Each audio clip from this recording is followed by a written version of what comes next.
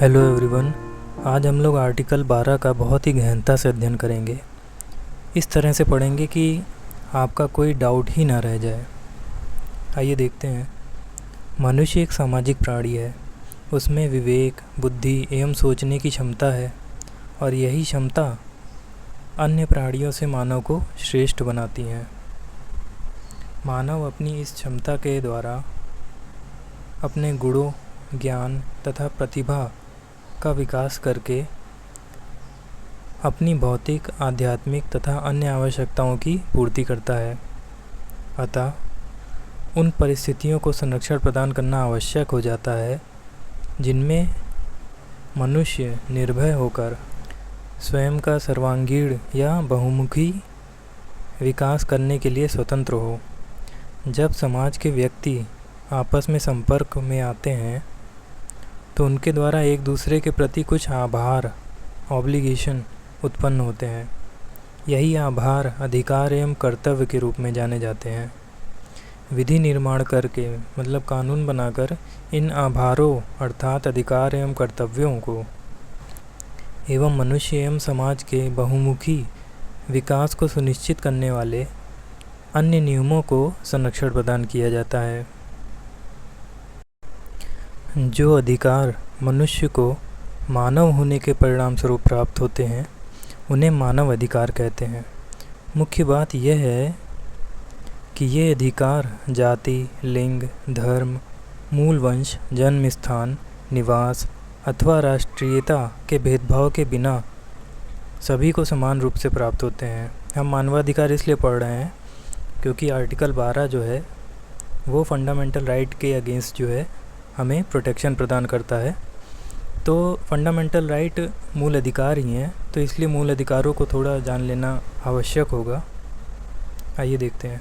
मानव अधिकार नैसर्गिक अर्थात प्राकृतिक होते हैं क्योंकि यह प्रत्येक व्यक्ति को उसके जन्म से ही प्राप्त हो जाते हैं।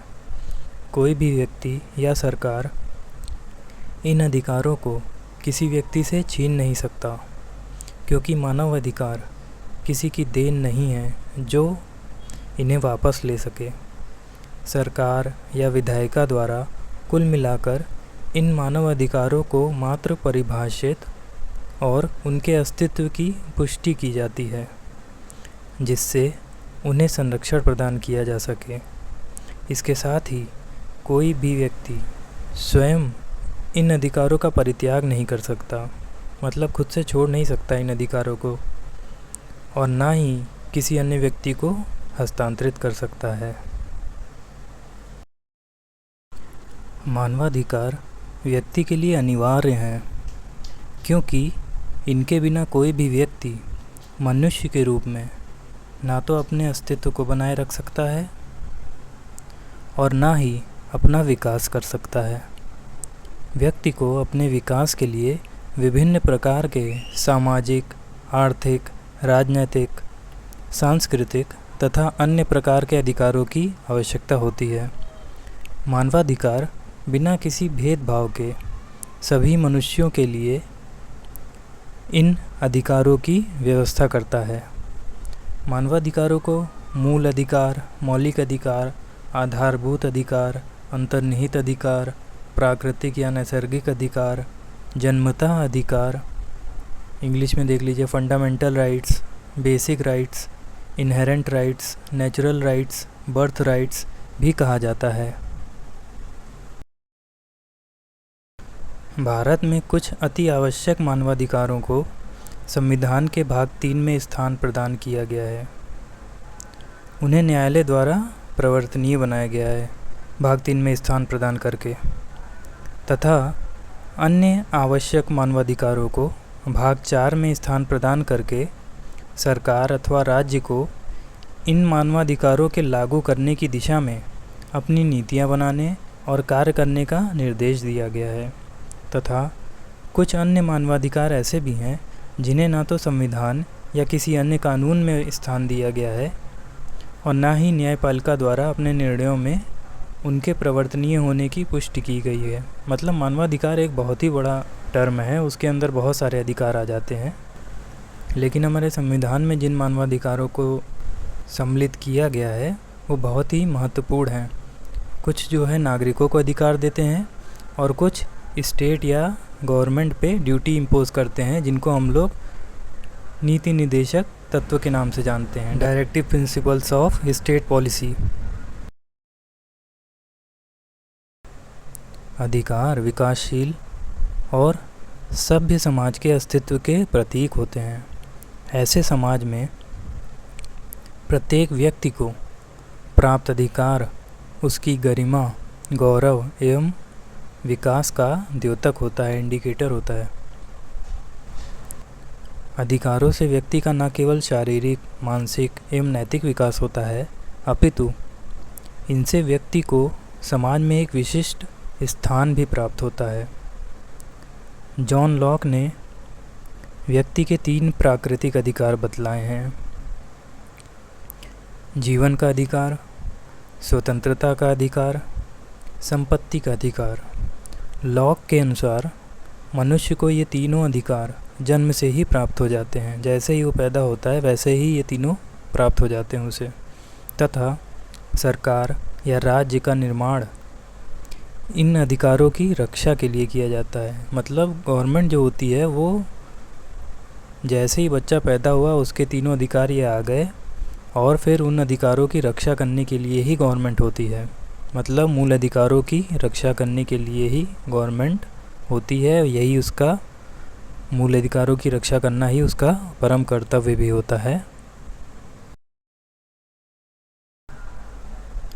व्यक्ति और सरकार, या जिसे राज्य बोलते हैं, के आपसी संबंधों की समस्या सदैव से ही बहुत अधिक जटिल रही है और वर्तमान समय की लोकतंत्रीय व्यवस्था में इस समस्या ने विशेष स्थान प्राप्त कर लिया है। यदि एक और शांति तथा व्यवस्था बनाए रखने के लिए नागरिकों के जीवन पर राज्य का नियंत्रण आवश्यक है, तो वहीं दूसरी ओर राज्य की शक्ति पर भी कुछ ऐसी सीमाएं लगा देना आवश्यक है जिससे राज्य जो है मनमाने तरीके से आचरण करते हुए व्यक्तियों की स्वतंत्रता और अधिकारों के विरुद्ध कार्य न कर सकें। मौलिक अधिकार व्यक्ति की स्वतंत्रता और अधिकारों के हित में राज्य की शक्ति पर प्रतिबंध लगाने के श्रेष्ठ उपाय हैं।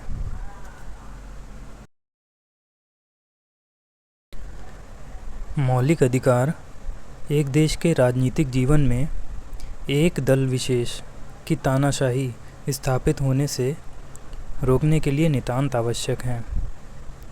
मौलिक अधिकार शासकीय और बहुमत वर्ग के अत्याचारों से व्यक्ति की, विशेष रूप से अल्पसंख्यकों की रक्षा करते हैं और इस प्रकार बहुमत के अत्याचारी शासन की आशंका का अंत कर देते हैं।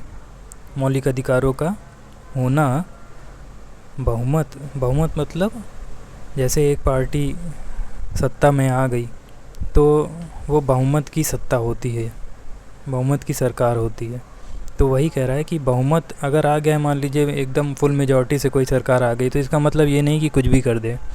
मौलिक अधिकारों की घोषणा जो है वो उन पे एक बहुत ही बड़ा ऑब्लिगेशन इम्पोज करती है, रोक लगाती है उन पे कि वे मौलिक अधिकारों का उल्लंघन ना कर सकें। जब मौलिक अधिकारों को वैधानिक रूप से स्थिर कर दिया जाता है, मतलब उनके लिए कानून बना दिया जाता है, तो उनके महत्व और सम्मान में वृद्धि हो जाती है। इससे वे अनुलंघनीय हो जाते हैं और विधायिका, कार्यपालिका व न्यायिक सत्ता के लिए उनका पालन करना आवश्यक हो जाता है। भारत के संविधान में तो सीधे कॉन्स्टिट्यूशन में दे दिया गया है, मौलिक अधिकारों के लिए कोई अलग से कानून नहीं बनाया गया, बल्कि सीधे कॉन्स्टिट्यूशन में दे दिया गया है। अभी हम लोग आगे और देखेंगे इसके बारे में। अधिकारों का महत्व खास तौर से ऐसे देश के लिए और भी अधिक हो जाता है जिन्होंने लंबी दास्ता अथवा परतंत्रता के बाद स्वतंत्रता प्राप्त की हो। दास्ता अथवा परतंत्रता के अधीन मानव मात्र एक यंत्र मानव हो जाता है जो अपने स्वामी के हाथ की कठपुतली की तरह कार्य करता है। उसे स्वतंत्रता अथवा स्वविवेक से कार्य करने की अनुमति नहीं होती। भारत भी एक लंबे समय तक दास्ता अथवा परतंत्रता के वातावरण में रहा है तथा यहाँ के निवासियों ने अभाव एवं निर्धनता के ही दर्शन किए थे। अपने अधिकारों की प्राप्ति और दासता से मुक्ति के लिए भारतीयों द्वारा जो युद्ध लड़ा गया था, स्वतंत्रता संग्राम, वो विश्वविख्यात है। अतः स्वतंत्रता प्राप्ति के समय भारत के संविधान निर्माताओं ने मौलिक अधिकारों को संविधान में एक महत्वपूर्ण स्थान प्रदान करके राज्य पर एक प्रबल अंकुश लगाने का कार्य किया। क्योंकि हमारे संविधान निर्माताओं ने ब्रिटिश शासन के अत्याचार प्रत्यक्ष रूप से देखे थे और बहुतों ने तो इन अत्याचारों की भयानकता का स्वयं अनुभव भी किया था। ऐसी स्थिति में स्वाभाविक रूप से उनके द्वारा ये सोचा गया कि ऐसी व्यवस्था स्थापित कर देनी चाहिए जिससे भविष्य में शासन द्वारा जनता पर इस प्रकार के अत्याचार ना किए जा सकें। भारत में लोकतंत्र उस टाइम नया नया ही स्थापित किया जा रहा था और इस कारण भी नागरिकों के अधिकारों को विधानमंडल की इच्छा पर छोड़ देना उचित नहीं था। मतलब ये नहीं सोचा गया कि संसद बाद में कानून बना लेगी, संसद की इच्छा पर नहीं छोड़ा गया उसे। देखिए यहाँ पे डॉक्टर अंबेडकर ने क्या कहा था संविधान सभा में, भारत में इन अधिकारों को विधानमंडल या सरकार की इच्छा पर छोड़ देना उचित नहीं है, क्योंकि भारत में लोकतंत्र अब तक पूर्ण रूप से पनप नहीं पाया है। इसलिए इन अधिकारों को संविधान में रख दिया गया है। Democracy in India is only a top dressing on the Indian soil which is essentially undemocratic. In the circumstance, it is wiser not to trust the legislature to prescribe the form of administration. This is the justification for incorporating them in the Constitution. किसी देश के संविधान में मौलिक अधिकारों का उल्लेख विधिवेत्ताओं के मध्य एक विवादपूर्ण विषय है। मतलब जो लॉयर्स हैं वो ये सोचते हैं कि संविधान में मौलिक अधिकारों का जिक्र नहीं करना चाहिए। सब नहीं, मतलब कुछ सोचते हैं। विश्व के कई देश जैसे ब्रिटेन, ऑस्ट्रेलिया, दक्षिण अफ्रीका, स्विट्ज़रलैंड इत्यादि के संविधानों में नागरिकों के मौलिक अधिकारों का उल्लेख नहीं है, किंतु भारत ने अपने इतिहास से सबक लेते हुए किसी प्रकार का जोखिम न लेने का निर्णय करते हुए मौलिक अधिकारों को भारत के संविधान में एक महत्वपूर्ण स्थान प्रदान किया। किसी भी लोकतांत्रिक देश के संविधान को उस देश का सर्वोच्च कानून माना जाता है। संवैधानिक विधि के द्वारा ही किसी देश के भीतर की संस्थाओं जैसे कार्यपालिका, विधायिका, न्यायपालिका इत्यादि का गठन एवं उनकी शक्तियों का पृथक्करण आदि महत्वपूर्ण विषयों का स्पष्ट रूप से संविधान में ही जिक्र कर दिया जाता है। इसके साथ ही संवैधानिक विधि का एक महत्वपूर्ण कार्य देश में शासन करने वाले अर्थात सरकार तथा उस देश में शासित होने वाले अर्थात वहाँ की जनता, इन दोनों के मध्य स्थापित होने वाले संबंधों को भी निर्धारित करना है। मतलब गवर्नमेंट और वहाँ की जो पब्लिक है उनमें क्या रिलेशन होगा। ये कार्य नागरिकों के कुछ मूल अधिकारों को संरक्षण प्रदान करके किया जाता है। यहाँ पे थोड़ा सा मिसप्रिंट है, कतिपय के बाद पर ये गलत लिख गया है। नागरिकों के कतिपय मूल अधिकारों को संरक्षण प्रदान करके किया जाता है ये कार्य, क्योंकि बिना अपने नागरिकों के अधिकारों को संरक्षण प्रदान किए संविधान अपने मौलिक उद्देश्य क्या होते हैं किसी संविधान के, जो उसकी प्रस्तावना में दिए गए हैं। हमारे यहाँ प्रस्तावना में जो भी दिया गया है वो सब मौलिक उद्देश्य हैं जिनको संविधान के द्वारा, संविधान में बनाए गए नियमों के द्वारा प्राप्त किया जाना है। क्योंकि बिना अपने नागरिकों के अधिकार को संरक्षण प्रदान किए संविधान अपने मौलिक उद्देश्यों की पूर्ति नहीं कर सकता। अतः हम कह सकते हैं कि हमारा संविधान हमें सरकार के विभिन्न अंगों की संरचना और उनके पारस्परिक अंतर संबंधों के बारे में ही नहीं बताता, बल्कि मौलिक अधिकारों की घोषणा के द्वारा ये सरकार की शक्तियों पर अंकुश रखकर लोकतांत्रिक, जिसे प्रजातांत्रिक भी कहते हैं, लोकतांत्रिक व्यवस्था की स्थापना भी करता है।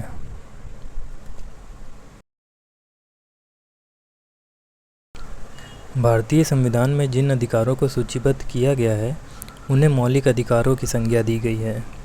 जैसा कि नाम से स्पष्ट है, मौलिक अधिकार अत्यंत महत्वपूर्ण हैं और इसलिए उन्हें संविधान में सूचीबद्ध किया गया है और उनकी सुरक्षा के लिए विशेष प्रावधान बनाए गए हैं।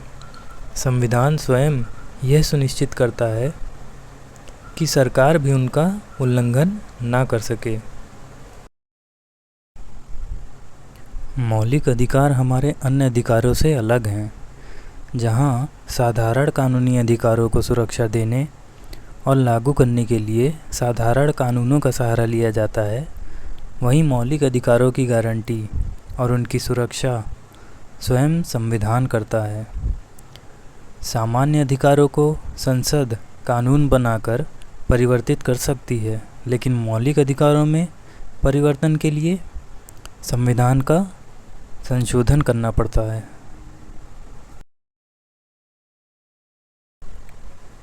इसके अतिरिक्त सरकार का कोई भी अंग मौलिक अधिकारों के विरुद्ध कोई कार्य नहीं कर सकता। भारत का संविधान उपबंधित करता है कि सरकार के कार्यों से मौलिक अधिकारों के हनन को रोकने की शक्ति और इसका उत्तरदायित्व न्यायपालिका के पास है, अर्थात विधायिका या कार्यपालिका के किसी कार्य या निर्णय से यदि मौलिक अधिकारों का हनन होता है या उन पर अनुचित प्रतिबंध लगाया जाता है तो न्यायपालिका उसे अवैध घोषित कर सकती है। लेकिन मौलिक अधिकार असीमित या निरंकुश नहीं है, अर्थात सरकार मौलिक अधिकारों के प्रयोग पर औचित्यपूर्ण प्रतिबंध लगा सकती है। यहाँ पे देखिए गलत लिख गया है, न्यायपालिका उसे अवैध घोषित कर सकती है होगा। अच्छा, न्यायपालिका के बारे में एक बात और जान लीजिए। ये हालांकि अनुच्छेद 32 की बात है, लेकिन यहाँ पे आप जान लीजिए कि जब कोई पीड़ित व्यक्ति न्यायालय के पास जाता है और कहता है मेरे मौलिक अधिकारों का उल्लंघन हुआ है, तो कौन सी प्रक्रिया अपनाई जाती है, मतलब CRPC, CPC जो अब BNSS हो गया है, सिविल प्रक्रिया अपनाई जाएगी कि आपराधिक प्रक्रिया अपनाई जाएगी, तो ये न्यायालय के विवेक पर निर्भर करता है पूरी तरह से। न्यायालय को जो भी उचित लगे मूल अधिकारों को लागू कराने के लिए वो कोई भी प्रक्रिया, कैसा भी आदेश, रिट, कुछ भी जारी कर सकती है और मूल अधिकारों को लागू करवाएगी। और अगर पीड़ित को नुकसान हुआ है तो उसे कंपनसेशन दिलवाएगी, और काफ़ी गंभीर किस्म का अपराध हुआ है, आर्टिकल 21 का वायलेशन हुआ है, तो सज़ा भी दिलवा सकती है। मतलब कुछ भी कर सकती है न्यायालय। संविधान में मूल अधिकारों की घोषणा सरकार को इस बात की चेतावनी देती है कि इन अधिकारों का आदर करना उसका परम कर्तव्य है। इन अधिकारों को संविधान में समाविष्ट करके सरकार की शक्ति को निश्चित दिशा में सीमित कर दिया गया है, जिससे सरकार नागरिकों की स्वतंत्रताओं के विरुद्ध अपनी शक्ति का प्रयोग ना कर सके। भारतीय संविधान द्वारा भारत के नागरिकों को 7 मौलिक अधिकार प्रदान किए गए थे, लेकिन 44वें संविधान संशोधन द्वारा संपत्ति के अधिकार को अनुच्छेद 31 से हटाकर अनुच्छेद 300A में भेजकर मौलिक अधिकार से बदलकर मात्र संवैधानिक या विधिक अधिकार बना दिया गया। इस प्रकार अब भारतीय नागरिकों को 6 मौलिक अधिकार प्राप्त हैं। पहला है समता का अधिकार, जो आर्टिकल 14 से 18 तक में है। दूसरा है स्वतंत्रता का अधिकार, जो आर्टिकल 19 से 22 तक में है। तीसरा है शोषण के विरुद्ध अधिकार, जो आर्टिकल 23 और 24 में है। फिर है धर्म की स्वतंत्रता का अधिकार, जो आर्टिकल 25 से 28 में है। फिर है संस्कृति और शिक्षा संबंधी अधिकार, ये 29 और 30 में आता है। और छठा है संवैधानिक उपचारों का अधिकार, जो 32 से 35 तक में दिया गया है। अच्छा, इस वीडियो में मैं पूरे मूल अधिकार के चैप्टर के बारे में डिस्कस इसलिए कर रहा हूँ क्योंकि मूल अधिकारों के चैप्टर का ये पहला आर्टिकल है, आर्टिकल 12। तो ये आर्टिकल 12 का तो वीडियो है ही साथ मूल अधिकारों की जो सीरीज़ शुरू कर रहा हूँ मैं, उसका पहला वीडियो भी है। तो इसलिए मैं पूरे मूल अधिकारों का एक इंट्रोडक्शन दे रहा हूँ, फिर हम अभी आर्टिकल 12 पे आएंगे। अब देखिए, आर्टिकल 12 पे आ गए हम लोग। मौलिक अधिकारों का जन्म ही राज्य की स्वेच्छाचारिता या मनमानेपन, आर्बिट्रेरीनेस से नागरिकों को सुरक्षा प्रदान करने के लिए हुआ है। व्यक्तियों के अधिकारों को संविधान में उपबंधित करके राज्य की शक्तियों को सीमित करने का कार्य किया जाता है। भारतीय संविधान में उपबंधित भाग 3 में मौलिक अधिकार की उद्घोषणा राज्य शक्ति के विरुद्ध संरक्षण प्रदान करती है, न कि सामान्य व्यक्तियों के अवैध कृत्यों के विरुद्ध। सामान्य व्यक्तियों के विरुद्ध पीड़ित व्यक्ति स्वयं को उतना असहाय या अशक्त नहीं पाता जितना कि वह स्वयं को राज्य के विरुद्ध पाता है। मतलब सरकार ही आपका कुछ बिगाड़ने लगे, अगर आपको नुकसान पहुंचाने लगे, तो आप बहुत असहज महसूस करोगे, बहुत असहाय महसूस करोगे कि अब किसके पास जाएं। तो आगे है, क्योंकि सामान्य व्यक्तियों के अनुचित कृत्यों के विरुद्ध पीड़ित व्यक्ति को साधारण विधियों में भी अनेक उपचार उपलब्ध होते हैं, किंतु जब राजकीय कृत्य द्वारा व्यक्ति के अधिकारों का उल्लंघन किया जाता है तो पीड़ित व्यक्तियों को मात्र कुछ चुनिंदा परिस्थितियों में ही न्याय मिलना संभव हो पाता है। राज्य के न्यायालय में राज्य के ही विरुद्ध वाद लाना कतिपय परिस्थितियों के अतिरिक्त वर्जित है। मतलब वो सरकार ही तो है जो न्यायालयों में बैठी हुई है, गवर्नमेंट का ही तो पार्ट है, तो उसी के खिलाफ, गवर्नमेंट के ही न्यायालय में हम लोग केस करेंगे, तो वो बहुत ही चुनिंदा परिस्थितियों में ही किया जा सकता है। उदाहरण स्वरूप, सरकार द्वारा किए गए किसी नीतिगत निर्णयों, विधायी कृत्यों और न्यायिक निर्णयों के विरुद्ध वाद या मुकदमा दायर नहीं किया जा सकता। सरकार को प्राप्त इस उन्मुक्ति को संप्रभु की उन्मुक्ति का सिद्धांत के अंतर्गत रखा जाता है, डॉक्ट्रिन ऑफ सॉवरेन इम्यूनिटी, जिसके अनुसार राज्य कृत्यों द्वारा हुई हानि के विरुद्ध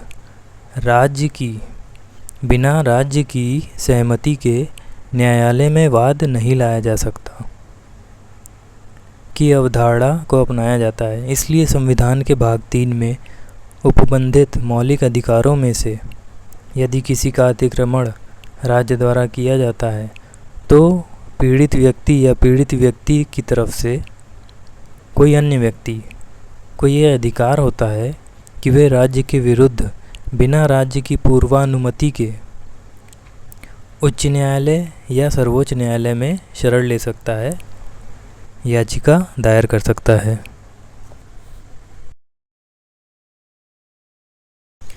एक केस था पी.डी. शमदासिनी बनाम सेंट्रल बैंक ऑफ इंडिया। इस मामले में सेंट्रल बैंक के कर्मचारियों ने अपने एक कर्मचारी की संपत्ति जब्त करने का आदेश जारी किया।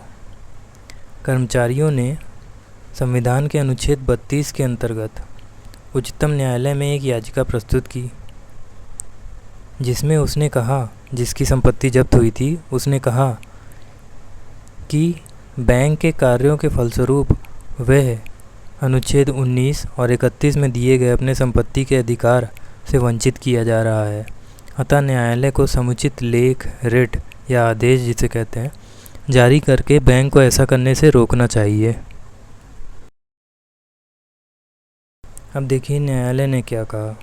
न्यायालय ने याचिका को खारिज करते हुए अभिनिर्धारित किया कि अनुच्छेद 19 और 31 में निहित संरक्षण व्यक्तियों के अनुचित कार्यों के विरुद्ध नहीं है, वरन राज्य शक्ति के विरुद्ध उपलब्ध है। किसी अन्य व्यक्ति द्वारा मूल अधिकारों के उल्लंघन करने के विरुद्ध उपचार साधारण विधि में खोजे जाने चाहिए, संविधान में नहीं। मतलब कोई प्राइवेट व्यक्ति, आपके आस पड़ोस का कोई व्यक्ति या कोई प्राइवेट संस्था आपके खिलाफ़ कुछ कर दे तो आप सीधे कानूनी मदद लीजिए। सीधे ये ना कहिए कि हमारे मूल अधिकारों की रक्षा की जाए। मूल अधिकारों की रक्षा के लिए जो प्रावधान किया गया है संविधान में, वो सरकार के विरुद्ध है, मतलब राजकीय कृत्यों से अगर आपको हानि हो रही है तो। इसमें देखिए आगे क्या कहा गया। क्योंकि सेंट्रल बैंक एक प्राइवेट व्यक्ति है, अतः उसके कार्यों के विरुद्ध उपचार साधारण विधि में खोजा जाना चाहिए। किंतु यदि किसी व्यक्ति का कार्य राज्य द्वारा समर्थित है, तब पीड़ित व्यक्ति उस कार्य की संवैधानिकता को चुनौती दे सकता है। मतलब कुल मिला के गवर्नमेंट इन्वॉल्व होनी चाहिए, राज्य जो है, सरकार जो है, उसका इन्वॉल्वमेंट होना चाहिए आपके मूल अधिकारों के हनन में। तभी आप जो है उच्च न्यायालय या उच्चतम न्यायालय में याचिका दायर कर सकते हैं कि हमारे मूल अधिकारों की रक्षा कीजिए, या हमारे मूल अधिकारों का हनन हुआ है, हमें जो है कंपनसेशन वगैरह दिलवाइए।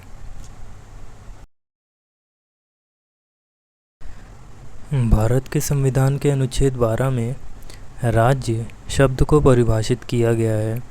मूल अधिकारों के अध्याय में सर्वप्रथम राज्य शब्द को परिभाषित करने का मुख्य उद्देश्य यह है कि व्यक्तियों को प्रदत्त जो मूल अधिकार हैं, राज्य अथवा राज्य कृत्यों के विरुद्ध संरक्षण प्रदान करने वाले हैं। राज्य कृत्यों में प्रशासनिक, न्यायिक अथवा अर्ध न्यायिक में से कोई भी कृत्य हो सकते हैं। इसमें जो परिभाषा दी गई है, शब्द राज्य में निम्नलिखित को सम्मिलित किया गया है। भारत की सरकार, संसद, राज्यों की सरकार, राज्यों के विधानमंडल, भारत के राज्य क्षेत्र के भीतर या भारत सरकार के नियंत्रण के अधीन सभी स्थानीय अथवा अन्य प्राधिकारी। पहला है भारत की सरकार, गवर्नमेंट ऑफ इंडिया। दूसरा है संसद, पार्लियामेंट ऑफ इंडिया, मतलब कार्यपालिका और विधायिका।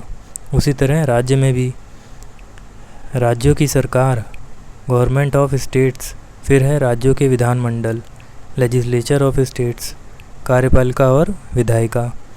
उसके बाद है भारत के राज्य क्षेत्र के भीतर या भारत के नियंत्रण के अधीन सभी स्थानीय अथवा अन्य प्राधिकारी।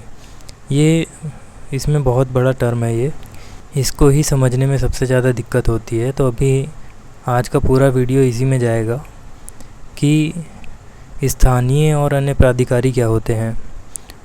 All local and other authorities within the territory of India और under the control of the government of India. ये जो परिभाषा दी गई है आर्टिकल 12 में, इसमें भारत सरकार, संसद, राज्य सरकारें एवं राज्यों के विधानमंडलों के बारे में कोई विवाद या संदिग्धता नहीं है, क्योंकि ये सभी सुस्पष्ट, सुनिश्चित एवं सुपरिभाषित अंग हैं। स्थानीय अथवा अन्य प्राधिकारी का व्याख्या के लिए केंद्र बिंदु होना इस कारण से है क्योंकि इनकी अत्यधिक संख्या होना, ये बहुत ही ज़्यादा संख्या में है भारत में, और नित्य नए स्थानीय प्राधिकरण की स्थापना होना। जैसे जैसे ज़रूरत पड़ती है सरकार को कोई ना कोई नया प्राधिकरण या स्थानीय निकाय बना देती है। इनका भिन्न भिन्न स्वरूप का होना, ये बहुत सारे डिफरेंट काम कर देते हैं, तो इसलिए कन्फ्यूज़न होता है कि ये स्थानीय प्राधिकारी हैं या नहीं हैं। अनुच्छेद 12 के संदर्भ में प्राधिकारी शब्द का अर्थ है जिसे विधि, उपविधि, आदेश, अधिसूचना इत्यादि का निर्माण करने या जिसे पारित करना बोलते हैं या जारी करना की शक्ति हो, साथ ही इन्हें प्रवर्तित या जिसे लागू करना बोलते हैं। मतलब पारित भी कर दे, निर्माण भी कर दे और उसे लागू भी करवाने की शक्ति जिसे होती है, तो ऐसी जो पोस्ट पे कोई होता है तो उसको बोलते हैं कि वो प्राधिकारी है। यदि किसी अधिकारी को ऐसी शक्ति प्राप्त है तो वह अनुच्छेद 12 के अर्थों में राज्य शब्द की परिधि में आता है। किंतु न्यायालय द्वारा समय समय पर अन्य विशेषताओं को भी सम्मिलित करके राज्य की परिभाषा के अधीन आने वाले विभिन्न निकायों को अनुच्छेद 12 के अधीन राज्य घोषित किया गया है। ये देखिए, अब यहाँ पे हम केस शुरू करेंगे। बाल्मेर लॉरेई वर्सेस पार्थ सारथी सेन रॉय के बाद में सर्वोच्च न्यायालय ने मत प्रकट किया है कि अनुच्छेद 12 के अधीन प्रयुक्त शब्द प्राधिकारी, इंग्लिश में जिसे अथॉरिटी बोलते हैं, की परिपूर्ण परिभाषा देना संभव नहीं है। मतलब डेफिनेशन नहीं दी जा सकती, एग्जैक्ट डेफिनेशन नहीं दी जा सकती कि हमने डेफिनेशन दे दी और उसी में सारे लोग कवर हो जाएंगे, ऐसा नहीं हो सकता। तो इसमें फिर क्या लिखा है इन्होंने, मात्र समावेशी इंक्लूसिव परिभाषा के द्वारा ही राज्य शब्द की न्यायिक परिभाषा का विस्तार संभव है। मतलब जैसे जैसे न्यायालय के सामने प्रश्न आएगा कि क्या ये निकाय राज्य है या नहीं है, तो न्यायालय उसको राज्य घोषित कर देगी या ये घोषित कर देगी कि नहीं, ये राज्य की श्रेणी में नहीं आता। मद्रास विश्वविद्यालय बनाम शांताबाई के वाद्य में स्थानीय अन्य प्राधिकारी पदावली में केवल वे प्राधिकारी ही सम्मिलित किए जा सकते हैं जो शासकीय या संप्रभु शक्ति का प्रयोग करते हैं। अतः प्राकृतिक और विधिक व्यक्ति जैसे कि विश्वविद्यालय या कंपनी आदि इस पदावली के संदर्भ में राज्य नहीं माने जा सकते। ये डिसीजन आगे बदल दिया गया था, आगे देखते हैं। किंतु सुप्रीम कोर्ट ने उज़म्मा बाई के केस में इस संकुचित निर्वचन को मानने से अस्वीकार कर दिया और यह निर्णय दिया कि प्राधिकारियों की ऐसी कोई सामान्य श्रेणी नहीं है जो अनुच्छेद 12 में उल्लिखित निकायों की श्रेणी में आते हों, और ना ही इन्हें निकायों की श्रेणी में रखना न्याय संगत होगा। यहाँ पे थोड़ी सी मिसप्रिंट है, रखना न्याय संगत होगा। तो कोई एक लिस्ट नहीं है कि ये लोग राज्य की श्रेणी में आएंगे। वो जब कोर्ट्स के सामने केसेस आएंगे तो उसमें कोर्ट्स डिसाइड करेंगी कि कोई अधिकारी या प्राधिकारी या निकाय आर्टिकल 12 में आता है, राज्य है या नहीं है। के.एस. राममूर्ति के केस में भारत के राज्य क्षेत्र के भीतर सभी स्थानीय अथवा अन्य प्राधिकारी के अंतर्गत भारत सरकार या राज्य सरकारों के नियंत्रण के अधीन समस्त प्राधिकारियों के साथ ही ऐसे स्वायत्त प्राधिकारी ऑटोनोमस अथॉरिटीज़ भी आते हैं जो बिल्कुल भी सरकार के नियंत्रण के अधीन नहीं होते। मतलब ज़रूरी नहीं है कि सरकारी नियंत्रण के अधीन ही आते हों। अभी आगे और देखेंगे तो कई सारे टेस्ट सुप्रीम कोर्ट ने बना दिए हैं कि ये बातें अगर किसी निकाय के अंदर हैं तो वो सरकारी प्राधिकारी या स्थानीय प्राधिकारी माना जाएगा। इलेक्ट्रिसिटी बोर्ड राजस्थान के मामले में अन्य प्राधिकारी शब्द में वे सभी प्राधिकारी आते हैं जो संविधान अथवा अन्य किसी कानून द्वारा सृजित किए गए हों तथा वे अपनी शक्तियां कानून द्वारा ही प्राप्त करते हों। ये आवश्यक नहीं है कि ऐसा कानूनी विधिक प्राधिकारी जो है शासकीय या प्रभुत्व संपन्न कार्य का निष्पादन कर रहा हो। देखिए, वो याद रखिएगा आप हमेशा कि स्टेट की परिभाषा इंक्लूसिव है, तो अलग अलग बिंदुओं को समाहित करके हम देखेंगे कि कोई निकाय या प्राधिकारी अधिकारी राज्य की श्रेणी में आएगा अथवा नहीं आएगा। पहले ही सुप्रीम कोर्ट ये चीज़ बोल दी है कि एग्जैक्ट परिभाषा नहीं दी जा सकती, तो इस बात का आप ध्यान में रखिएगा। आगे है, इस निर्णय के द्वारा एक प्रकार से मद्रास उच्च न्यायालय का जो 1953 का निर्णय था, जिसमें यह निर्णय दिया गया था कि विश्वविद्यालय राज्य नहीं है, उसको उलट दिया गया है। सुखदेव सिंह बनाम भगत राम के केस में उच्चतम न्यायालय ने इलेक्ट्रिसिटी बोर्ड राजस्थान के मामले में प्रतिपादित कसौटी का अनुसरण करते हुए यह अभी निर्धारित किया कि LIC, ONGC, IFCI अनुच्छेद 12 के अंतर्गत अन्य प्राधिकारी हैं, इसलिए वे राज्य हैं। इसमें आगे कहा गया, इन निगमों को अपने कर्मचारियों की सेवा शर्तों को विनियमित करने के लिए नियम, उपनियम इत्यादि बनाने की शक्ति प्राप्त है। इन नियमों विनियमों को कानून का बल प्राप्त है। उपर्युक्त निगमों द्वारा इन नियमों के उल्लंघन में की गई किसी सेवक की पदच्युति को न्यायालय में चुनौती दी जा सकती है, किंतु सेवक को अनुच्छेद 311 में, जो लोक सेवक के लिए उपबंधित है, के अधीन सरकारी सेवक नहीं माना जा सकता। मतलब इनको राज्य तो माना जा सकता है, इलेक्ट्रिसिटी बोर्ड को, मतलब इनके कर्मचारियों के साथ अगर मूल अधिकारों का हनन होता है तो वो कर्मचारी कोर्ट तो जा सकते हैं, लेकिन उन कर्मचारियों को लोक सेवक नहीं माना जाएगा according to article 311 of the constitution. संविधान के 311 अनुच्छेद के अधीन उन्हें लोक सेवक की कैटेगरी में नहीं रखा जाएगा।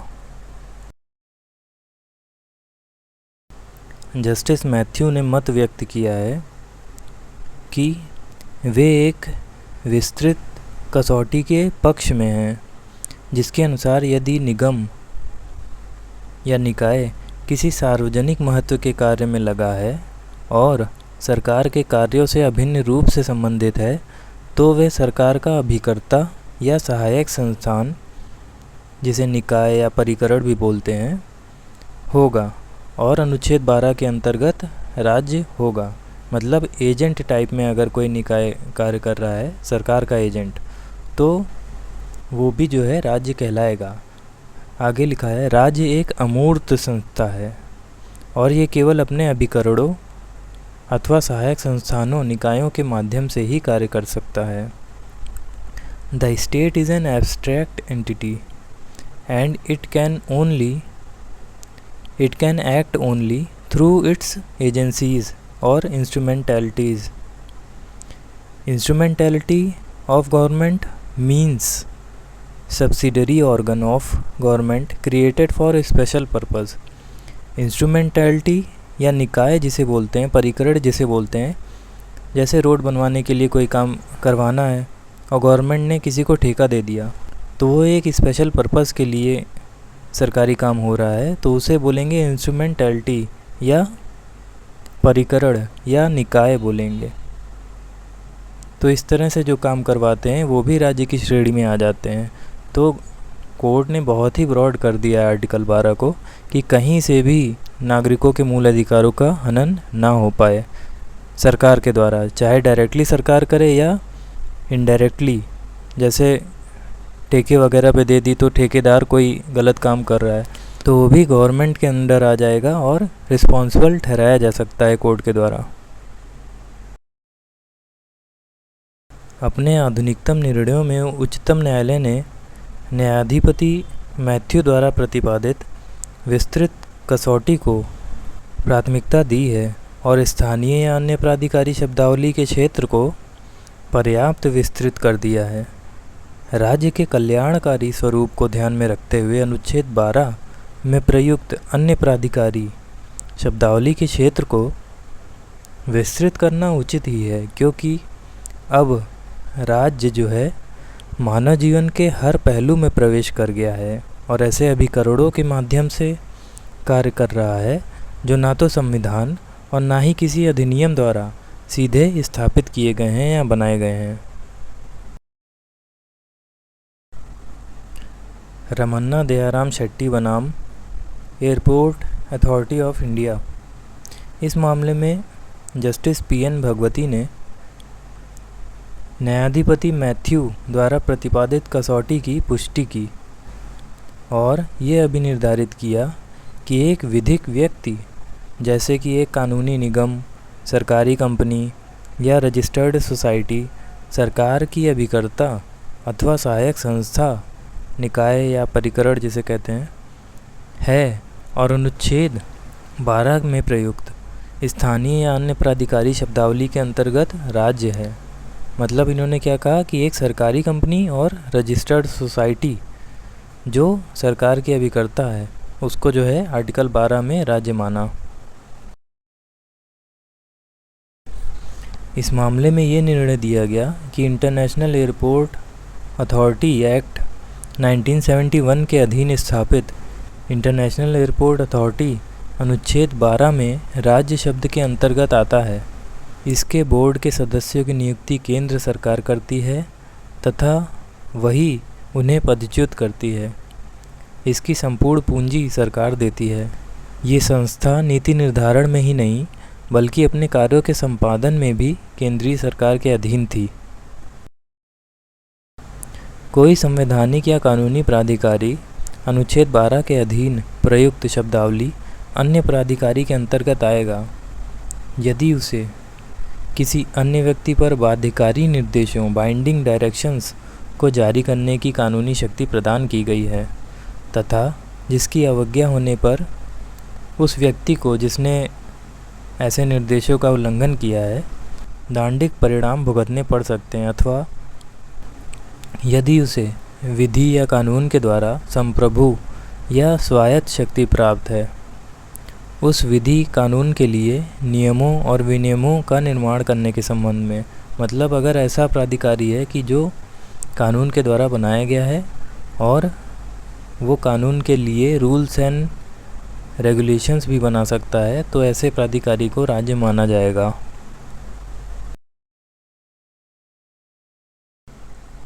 रमन्ना के केस में उच्चतम न्यायालय ने कुछ मापदंड स्टैंडर्ड बताए किसी निकाय को राज्य का अभिकरण अथवा सहायक संस्था होने का निर्धारण करने के लिए। पहला क्या है, क्या निकाय के कार्य की प्रकृति सार्वजनिक या लोक महत्व की है जो अभिन्न रूप से सरकार के कार्यों से संबद्ध है। सरकार के कार्य राज्य के लोक दायित्व को संपादित करना। जो सरकारी कार्य होते हैं वो रिस्पॉन्सिबिलिटीज़ होती हैं जो गवर्नमेंट की, उन्हीं के अंडर आने वाला कोई ऐसा कार्य जो लोक महत्व का हो, पब्लिक इम्पोर्टेंस का हो। अगला है, क्या राज्य का कोई विभाग निगम या निकाय को हस्तांतरित कर दिया गया है। गवर्नमेंट का कोई डिपार्टमेंट ही उस एजेंसी या इंस्ट्रूमेंटैलिटी या निकाय को ट्रांसफ़र कर दिया गया हो। थर्ड है, क्या निगम या निकाय को राज्य प्रदत्त या राज्य संरक्षित एकाधिकार मोनोपोली स्टेटस की स्थिति प्राप्त हो गई है। मतलब ऐसा हो गया है कि सिर्फ वो हो उस पूरी जगह पे। अगला है, क्या राज्य का निकाय पर व्यापक नियंत्रण है, मतलब कंट्रोल में है राज्य के वो निकाय। अगला है, क्या निकाय की संपूर्ण पूंजी राज्य द्वारा धारण की गई है, जो आमदनी होती है उस निकाय की क्या वो राज्य रखता है। किंतु न्यायालय ने यह भी स्पष्ट किया कि उपरोक्त मापदंड केवल दृष्टांत के लिए हैं और केवल यही समस्त मापदंड नहीं है, मतलब और भी इंक्लूड किया जा सकता है।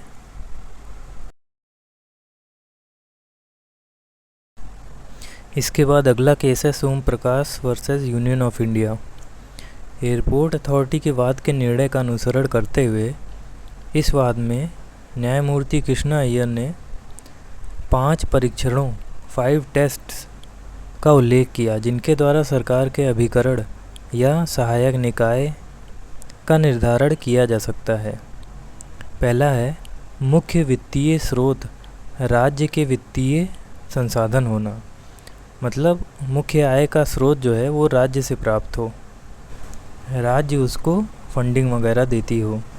अगला है, मूलतः राजकीय कृत्यों को संपादित करने की भूमिका में होना, इसको कार्यात्मक प्रकृति सरकारी हो मूल रूप से, मतलब सरकारी काम करता हो, वो जो सरकार के काम हैं उनको निष्पादित कर रहा हो। अगला है, सरकार के व्यापक नियंत्रण के अधीन होना।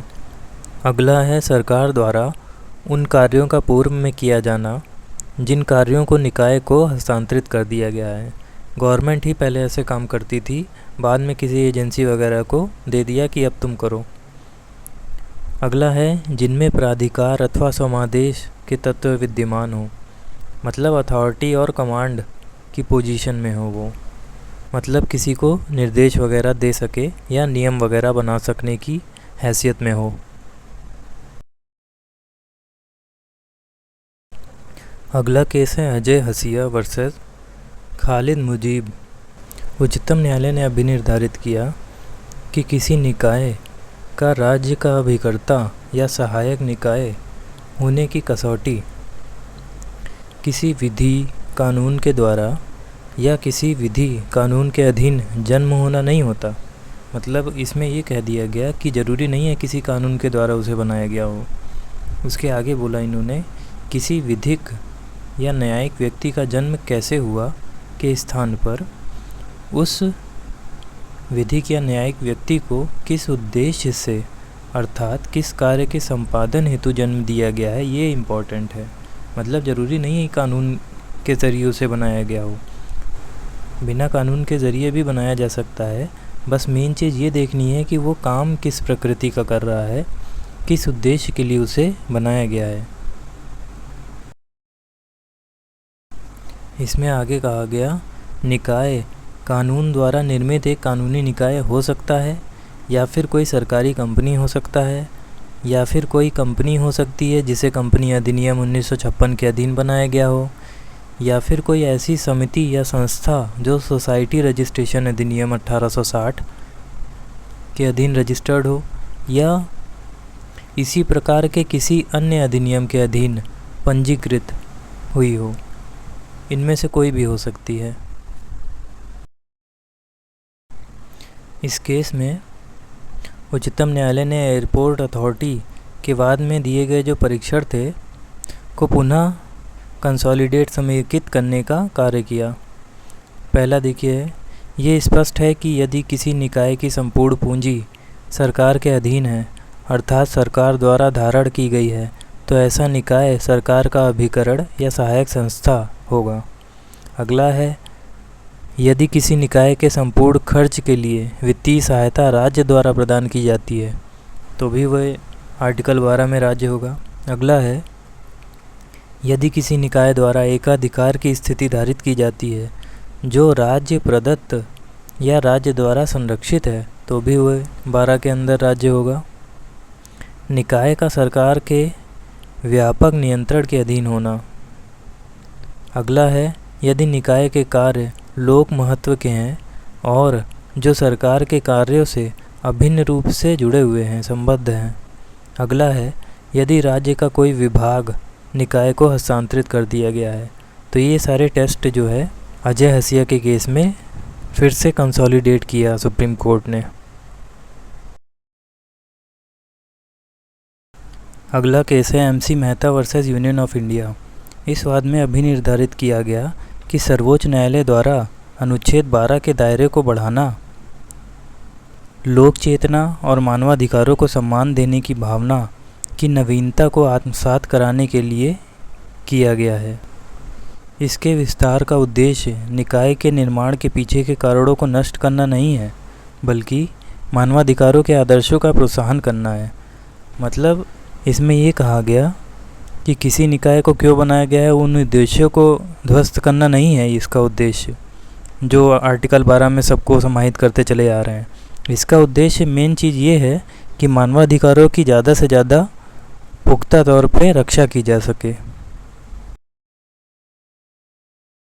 इसके बाद एक केस है Tekraj versus union of India. इस मामले में अभी निर्धारित किया गया, सांविधिक या संसदीय अध्ययन संस्थान जो सोसाइटी रजिस्ट्रेशन अधिनियम 1860 के अधीन एक रजिस्टर्ड संस्था है, वह राज्य की एजेंसी नहीं है, वो राज्य का एजेंट नहीं है, अभिकर्ता नहीं है और अनुच्छेद 12 के अंतर्गत राज्य नहीं है। यह एक शैक्षिक संस्था है, इस पर राज्य का व्यापक नियंत्रण नहीं है। ऐसी सोसाइटी राज्य तब होगी जब वह राज्य का कोई कारोबार करती हो अथवा राज्य के लोक दायित्व को संपादित करती हो। आर्टिकल 12 में हम लोग एक चीज़ पढ़ते हैं कि क्या न्यायपालिका राज्य शब्द के अंतर्गत आती है। अमेरिका में ये सिद्धांत बड़ी दृढ़ता से स्थापित हो चुका है कि न्यायालय के किसी आदेश के फलस्वरूप किसी व्यक्ति के मौलिक अधिकारों का अतिलंघन होता है तो ऐसा आदेश अवैध घोषित किया जा सकता है। पंजाब राज्य वर्सेस अजायब सिंह में कहा गया, state does not include the judiciary, however in the exercise of non-judicial functions, the court will fall within the definition of the state. Non-judicial functions क्या होते हैं? न्यायिकेतर कार्य बोलते हैं इनको। न्यायिक कार्यों से भिन्न प्रकृति के कार्य, मतलब केस की सुनवाई वगैरह नहीं कर रहे हैं। केस की सुनवाई वगैरह से भिन्न जो कार्य होते हैं उनमें देखिए ये सब आते हैं। न्यायाधीशों में मामलों का बंटवारा करना, कौन सा केस किस न्यायाधीश के पास जाएगा, ये सब कार्य एडमिनिस्ट्रेटिव वर्क में आते हैं। न्यायाधीशों का स्थानांतरण, कौन सा जज किस ज़िले में काम करेगा, न्यायाधीशों की नियुक्ति के लिए परीक्षा, साक्षात्कार इत्यादि कराना, वैकेंसी होती है तो नए जजों के लिए एग्ज़ामिनेशन वगैरह करवाए जाते हैं। तो ये सब कार्य जुडिशियल वर्क नहीं है। न्यायपालिका जब ये सब कार्य कर रही होगी तो वो स्टेट की कैटेगरी में आएगी। इस केस में ये कहा गया। आगे देखते हैं। नरेश बनाम महाराष्ट्र राज्य के मामले में उच्चतम न्यायालय ने कोई निश्चयात्मक मत नहीं प्रकट किया, खाली इतना कहा कि यदि मान भी लिया जाए कि न्यायपालिका राज्य है तो भी उसके आदेशों के विरुद्ध अनुच्छेद 32 के अंतर्गत रिट जारी नहीं किया जा सकता, क्योंकि ऐसे आदेश नागरिकों के मूल अधिकारों का अतिक्रमण नहीं करते। ऐसे आदेशों को मूल अधिकारों का उल्लंघन करने वाला नहीं कहा जा सकता। एच.एम. सिरवई साहब का मत था कि न्यायपालिका राज्य शब्द की परिभाषा के अंतर्गत आती है और एक न्यायाधीश के रूप में उच्चतम न्यायालय में रिट अधिकारिता के अधीन कार्य करता है। उसके आदेशों के विरुद्ध रिट जारी किया जा सकता है। यहाँ पे रेट लिख गया है, रिट जारी किया जा सकता है। आचार्य डी.डी. बसु का ये मत है कि सरकार के अन्य अंगों की तरह न्यायपालिका की शक्ति भी संविधान के आदेशात्मक उपबंधों द्वारा परिसीमित है। मतलब संविधान जो आदेश करता है, सीमाएं बताता है गवर्नमेंट की, उसके अधीन ही न्यायपालिका को रह के कार्य करना पड़ता है और उन्हें नागरिकों के मूल अधिकारों का अतिक्रमण करने की शक्ति नहीं प्रदान की गई है। मतलब संविधान में ये नहीं कह दिया गया है कि न्यायपालिका मूल अधिकारों का अतिक्रमण कर सकती है। तो ये डी.डी. बसु का मत था।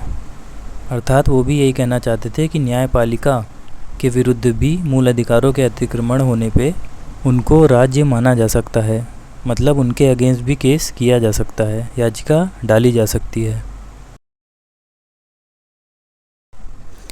फिर आया एक केस A.R. अंतुले बनाम R.S. नायक का।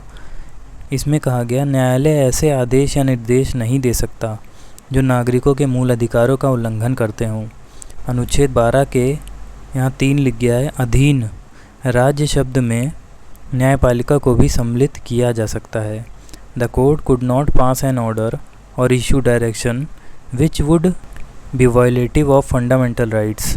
It can be said that the expression state includes the judiciary also.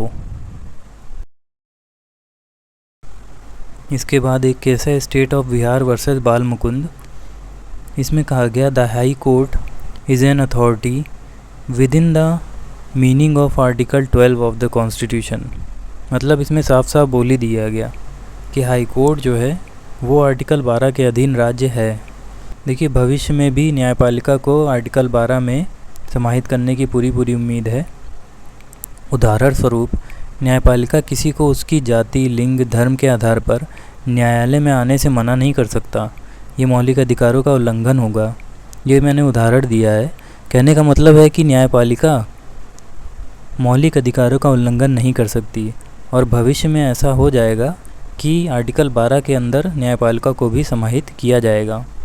अभी हालांकि हाई कोर्ट तक का न्यायपालिका ने मान लिया है। स्टेट ऑफ बिहार वर्सेस बाल मुकुंद के केस में सुप्रीम कोर्ट ने ये कह दिया है कि हाँ, हाई कोर्ट आर्टिकल 12 में आते हैं, वो भी राज्य की परिभाषा की परिधि में आते हैं। देखिए, यहाँ पे मैंने लिस्ट दे दी है। इन संस्थाओं को न्यायालय द्वारा घोषित किया गया है कि ये राज्य नहीं हैं। जिन जिन संस्थाओं को राज्य घोषित किया गया है उसकी भी एक लिस्ट मैं यहाँ पे दे दे रहा हूँ। आप अगर कंपटीशन वगैरह के पेपर देते हैं तो उसके लिए ये बहुत ही इम्पोर्टेंट हो जाएगा, जुडिशरी वगैरह के लिए। अगर आप यूपीएससी वगैरह का दे रहे हैं तो उसके लिए इतना इम्पोर्टेंट नहीं है, लेकिन जुडिशरी और एपीओ वगैरह के लिए ये काफ़ी इम्पोर्टेंट हो जाएगा। आई होप ये वीडियो आपके लिए यूज़फुल रहेगा। Thank you so much.